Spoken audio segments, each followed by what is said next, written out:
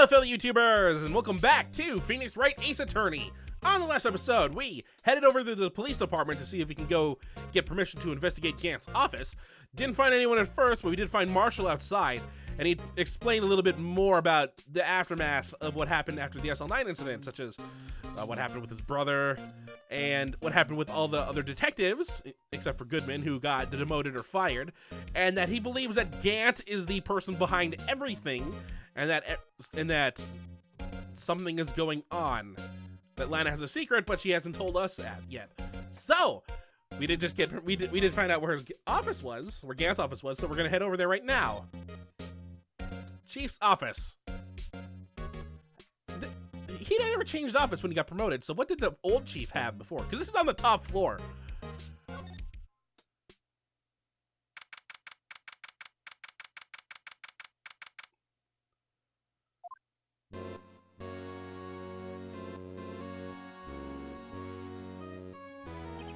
Whoa, where am I? In the chief's office, silly. At least, that's what it said on the door. Check out that pipe organ. That's real, isn't it? Hey, I used to take organ lessons in kindergarten. Organ lessons? Why didn't you just say piano lessons? Aren't they the same? They used to call me Little Miss Bach. Bach played a piano, not an organ. I thought I was a genius until they tried teaching me notes.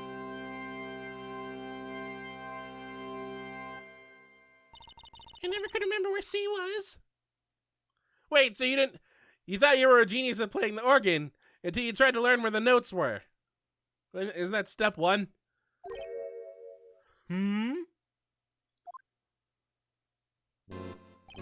Oh, it's you two. Chief Gant. He put that paper he was reading on his desk. So, Mr. Wright, have you been swimming lately? I just clapped for real. Why did I do that? No, I haven't. I've been kind of busy lately. I can appreciate that. I've had my hands full too, with Mr. Marshall's misconduct and Lana's provocative statement. Provocative statement? Oh, you mean about the forged evidence?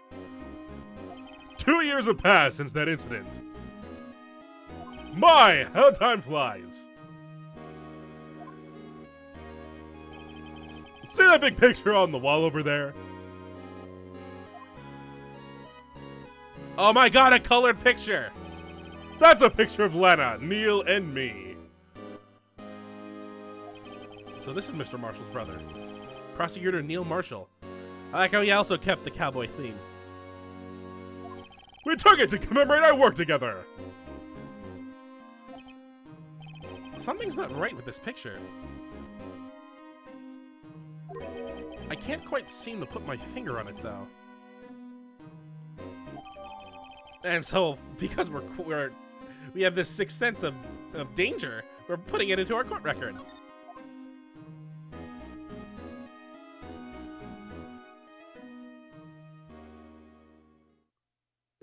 Anyway, I like to reminisce all day, but there are matters that need my attention.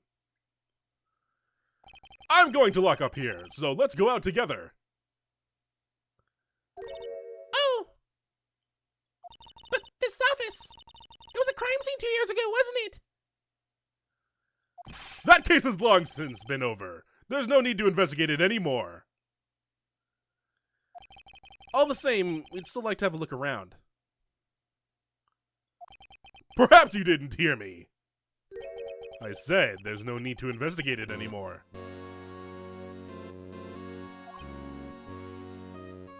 Now hurry up and get out! I have a meeting to attend!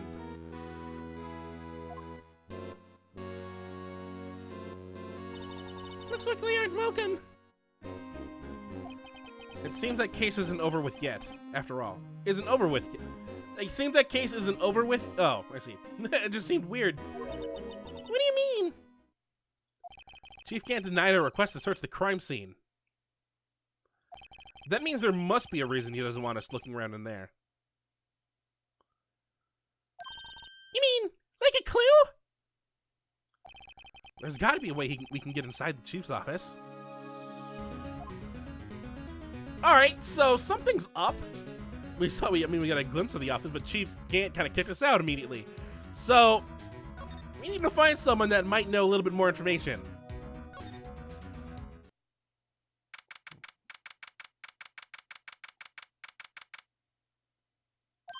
Hey, pal! Detective Gumshoe! Were you in a meeting? I was, just taking a breather. My feet hurt. From sitting so long in the meeting? Why would your feet hurt? Actually, I had to serve everyone coffee. Sounds like Detective Gumshoe's still out of the loop. Wait, how many people did you have to serve? Say, have either of you seen Mr. Edgeworth? Edgeworth? No. Why do you ask? He's under fire from both the police department and the prosecutor's office. It's almost like the battle's between you two in court. That sounds serious. Is it because of what my sister said? That's basically what it all boils down to. That falsified evidence 2 years ago. Now Mr. Edgeworth has the whole world after his blood. But it wasn't him. Yikes. I mean, the tabloids probably did say a bunch of things like that. And now that it's become true, they're just gonna continue pushing that motive forward. So let's talk a little bit with Gumshoe. Edgeworth crisis, the SL9 incident. But why would Edgeworth be blamed? It's not like he knew the evidence was forged. Lana Skye is the guilty party here, isn't she? Not what you'd want to say, Phoenix. I mean, she is your defendant currently. Regardless, the prosecutor is responsible for the evidence and he presents in court. Not only that, but as you know, there have been a lot of rumors going around about Mr. Edgeworth. Those who don't like him haven't been able to do anything because of his amazing talent as a prosecutor. But now that this... Are there really so many people who hate him? In our world, only those with talent rise to the top. Mr. Edgeworth not only had that, but he's young. There's no better recipe I know for making enemies. Hey, Dick, keep up the good work. Yes, sir. Let's go for lunch again sometime. My treat. Yes, sir. You gotta take me back to that joint sometime, okay, Dick? Yes, sir. It seems you don't have any problem with enemies. Yeah, well, I'm careful not to stick out. Stick out? Anyway, I'm a bit worried about him. Under all this pressure, I'm afraid Mr. Edgeworth just might crack. Edgeworth crack? That doesn't seem right. SL9 incident. Actually, I took a look at the file earlier while the coffee was brewing. You seem genuinely concerned for Edgeworth. I mean, we knew this. That's why we had to deal with all that stuff during Case 4, wasn't it? Well, did you find out anything? The only evidence Drake left behind during his final attack. His final attack? You mean when he killed Prosecutor Marshall, who was trying to protect some girl? Oh, he doesn't know. Me. It seems Detective Gumshoe never realized Emma was the girl. And he's smiling! What a jerk! That's when he left the most incriminating evidence of all. Well, what was it? Oh, let's see. I think it had something to do with the murder weapon. Oh, I forget. Look, it's all written somewhere in here, okay? His powers of recollection never fail to impress. You're a detective! What happened to your memory? Maybe we should show him the murder weapon. It might check his memory. All right, well, that seems like a good thing to do. So let's do that quickly. I mean, we did have something else, but we actually want this information now. Not the knife! Not that knife! This knife! About this. Hey, don't tell me that! It has a tag attached to it with the label SL9 incident on it. I believe this would be the broken murder weapon you were speaking of. What are you doing with that? Ever since that case was closed, that knife's been locked away in a locker. On the day Detective Gooden was murdered, this suddenly disappeared from the locker. And was found in Mr. Edgeworth's car muffler. That's it! Now I remember what that incriminating piece of evidence was. When you showed me that knife, it all came back to me. Well, what is it, Detective? Quick, before you forget again. Oh, could you? Thank you, Emma. Like, before you forget, immediately after, like a goldfish. So let's talk to him. Dark's, murder weapon. We'll do that one next. This knife, it was Joe Dark's, wasn't it? That's right. We traced it back to the store he bought it at, and had his fingerprints on it too. But no one actually witnessed him using it to murder anyone, right? That's where his luck ran out. When you take a good look at it, at the knife, you'll see it's broken. Thank you, Gumshoe. You don't have to take a good look to notice that. Yeah, well, anyway. Take a guess where the broken off tip of the knife was found.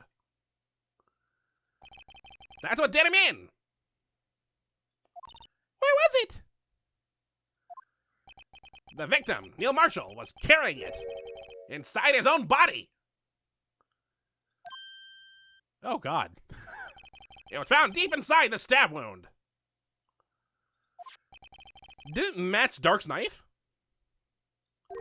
You bet! Down to the last fiber.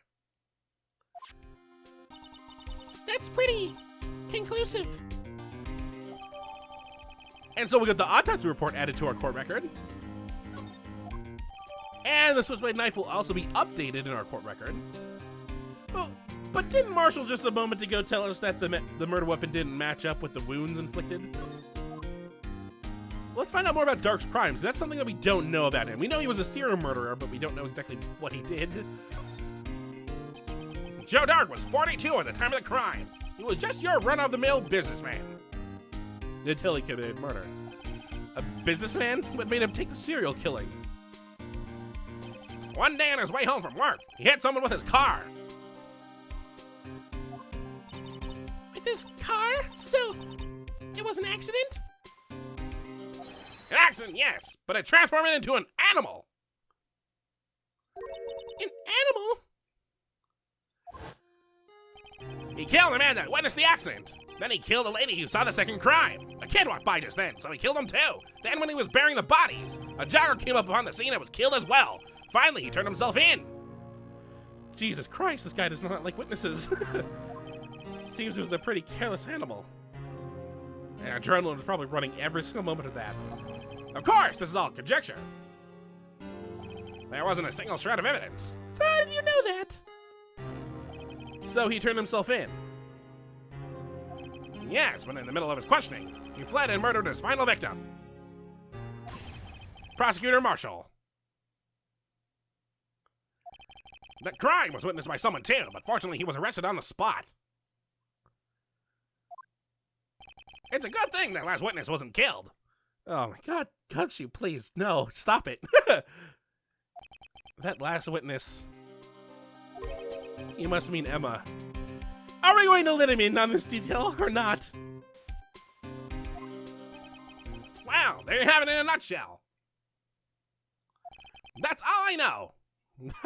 I assume. Can I ask you one more thing? What is it? If it's money you need, you should ask Chief Gant. It's not money, but it does concern the chief. His office is a crime scene, right? It's where Prosecutor Neil Marshall was murdered. The chief's out now, and his office is locked. But we'd like to have a look around if that's okay.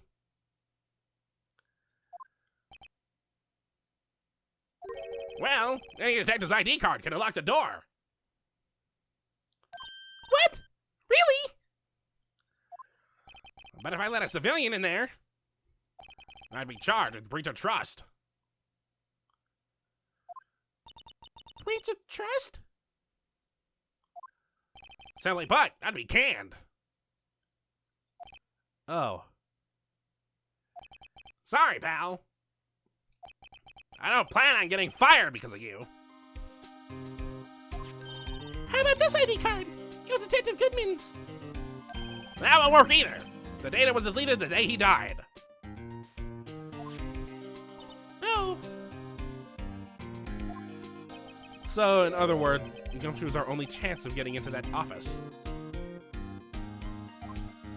I wonder if there's something we could show him that would make him change his mind. Okay, so Gumshoe's our only chance of getting in the office, but he'll get fired if he does. So we need something that he would be willing to risk his job on.